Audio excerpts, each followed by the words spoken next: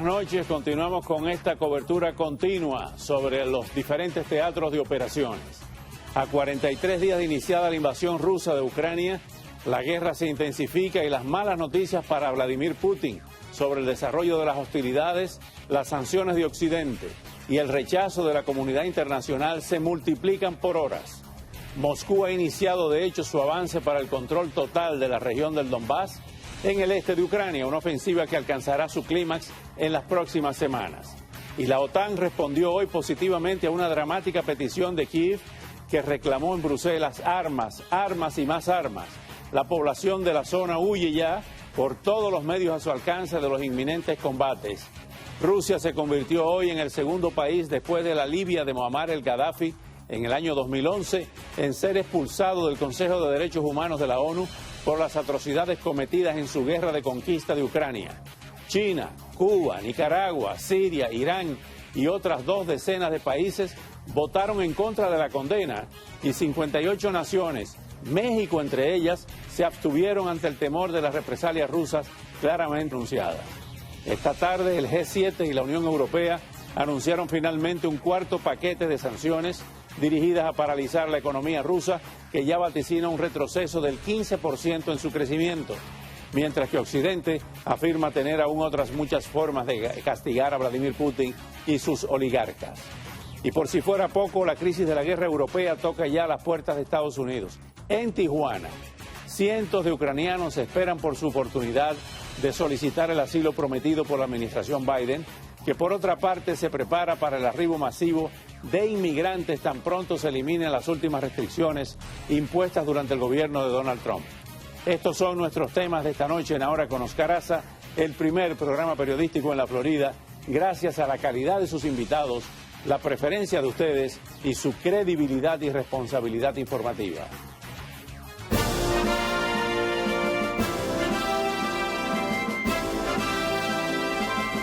Ahora, con Oscar Aza. Armas, armas, armas. Es lo que Ucrania pide a los aliados de la OTAN. Y el ministro de Exteriores del país, Dmytro Kuleba, las quiere rápidamente para que Ucrania tenga la oportunidad de luchar en la guerra contra Rusia. O nos ayudan ahora, y hablo de días, no de semanas, o su ayuda llegará demasiado tarde, y muchas personas morirán. Muchos civiles perderán sus hogares. Muchos pueblos serán destruidos. Concretamente, porque esta ayuda habrá llegado demasiado tarde. Kuleba ha visitado Bruselas para el segundo y último día de la reunión de ministros de Exteriores de la OTAN, donde advirtió de la enorme e inminente ofensiva rusa que se prepara en la región oriental del Donbass, a una escala no vista desde la Segunda Guerra Mundial. Pero el jefe de la OTAN, Jens Stoltenberg, aseguró que hay más armas en camino. Estamos dispuestos, los aliados de la OTAN, a prestar apoyo a Ucrania y a prestar también más apoyo. Y los aliados reconocen la urgencia de prestar más apoyo. No proporcionó ni calendario ni detalles de lo que se suministraría exactamente a Ucrania, pero sí advirtió que, en lo que respecta a la guerra, el mundo debe estar preparado para un conflicto prolongado.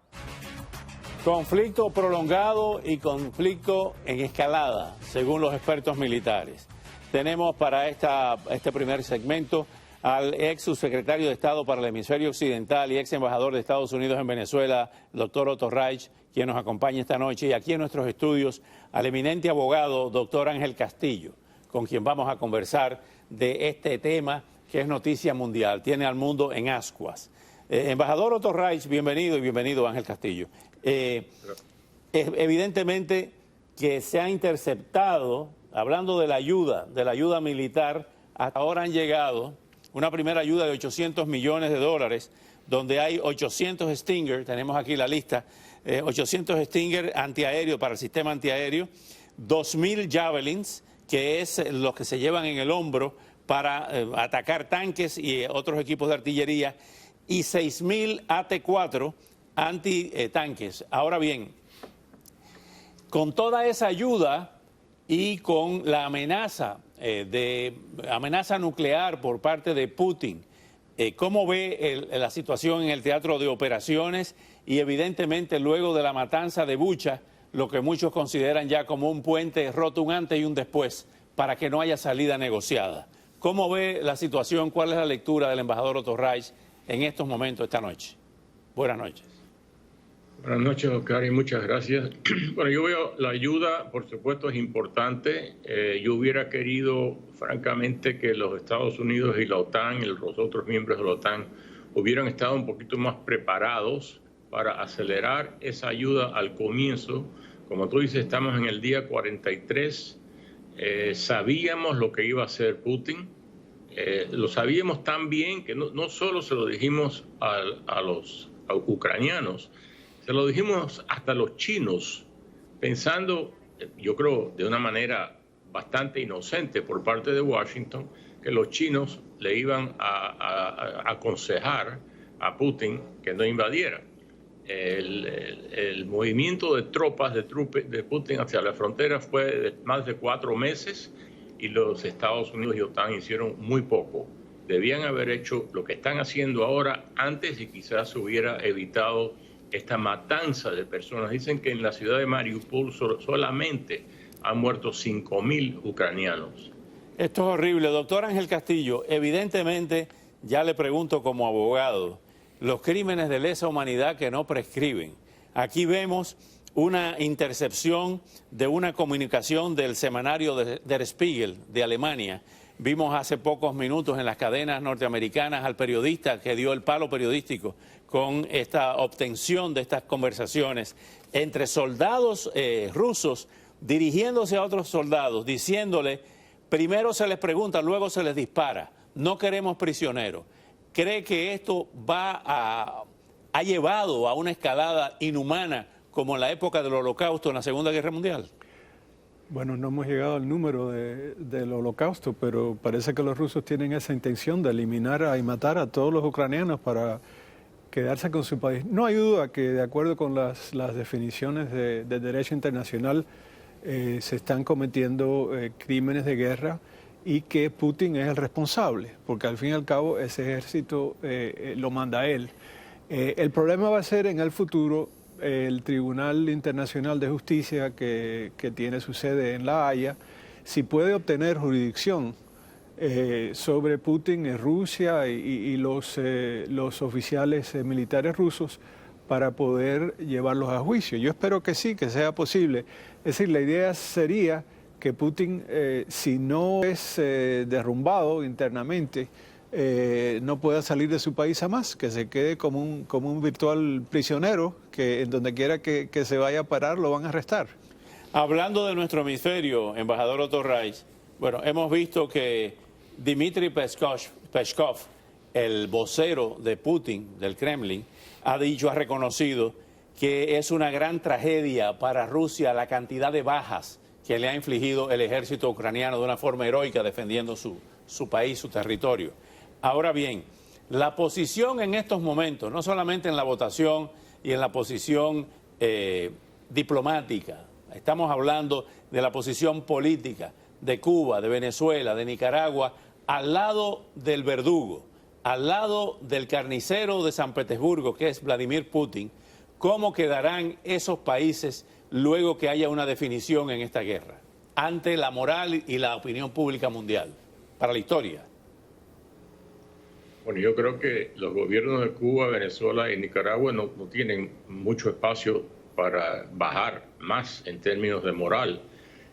Son gobiernos que no solo apoyan a Rusia, pero que copian las medidas de Rusia, matan a sus propios ciudadanos. Eso lo hemos visto en Cuba, Venezuela y Nicaragua, o en las calles o en las cárceles. No tiene nada nuevo y francamente yo creo que si el mundo se está por fin despertando a la horrible ideología que representan esos países, creo que se le debe enfrentar igual a Cuba, Venezuela y Nicaragua como se le está enfrentando a Rusia. Doctor Castillo, hay una información con relación a Lugansk y Donetsk del gobernador de Lugansk, Sergei Gaidal, indicando que los próximos días son tal vez la última oportunidad que tienen de salir, y aquí está la denuncia, porque los rusos están cortando todas las vías posibles de salida. Evidentemente, ¿hasta cuándo piensa usted, yo sé que no tiene una bola de cristal, que se puede soportar, que se puede admitir, o permitir más bien, más que admitir, esta masacre que está ocasionando Putin de barrer con el pueblo ucraniano? Mira, yo creo que en el futuro nos vamos a preguntar por qué, sobre todo los Estados Unidos y el mundo occidental en general, no hicieron más para detener estas atrocidades. Igual que después de la Segunda Guerra Mundial, la gente se preguntó cómo es que dejamos que mandaran a millones de judíos a ser exterminados. Así que este es un momento histórico para la moral del mundo civilizado. Y yo creo que Putin empezó con la idea de quedarse con todo el país, tomando primero la capital, a Kiev, y dada la resistencia heroica de los ucranianos, tuvo que cambiar de plan. Así que ahora yo creo que él lo que anticipa es quedarse con el este y el sur del país para garantizar su acceso al petróleo y al Mar Negro. Y al Mar Negro. Embajador Otto Reis, en 15 segundos, ¿nos veremos involucrados a través de la OTAN en una guerra, una escalada con enfrentamiento con el ejército ruso? Y nos lo contesta después, embajador. Tenemos que irlo, lamentablemente. Regresamos de inmediato con más información sobre la crisis de Ucrania. Rusia fue separada del Consejo de Derechos Humanos de las Naciones Unidas, pero 58 países se abstuvieron, al parecer temerosos de las abiertas amenazas de represalias de Moscú. Entre tanto, en Washington, el Senado confirmó finalmente a la primera mujer afroamericana como miembro de la Corte Suprema de este país en toda su historia. En una votación histórica, el Senado de Estados Unidos confirmó hoy a la jueza Ketanji Brown Jackson, propuesta por el presidente Joe Biden para servir en la Corte Suprema. Será la primera mujer negra que llega al principal tribunal del país. La votación de confirmación final solo requirió una mayoría simple. Los resultados fueron 53-47, con los republicanos Susan Collins, Mitt Romney y Lisa Murkowski uniéndose a los demócratas a favor. Jackson no tomará posesión del cargo inmediatamente, sino que deberá esperar a que el juez Stephen Breyer se jubile para hacer su juramento.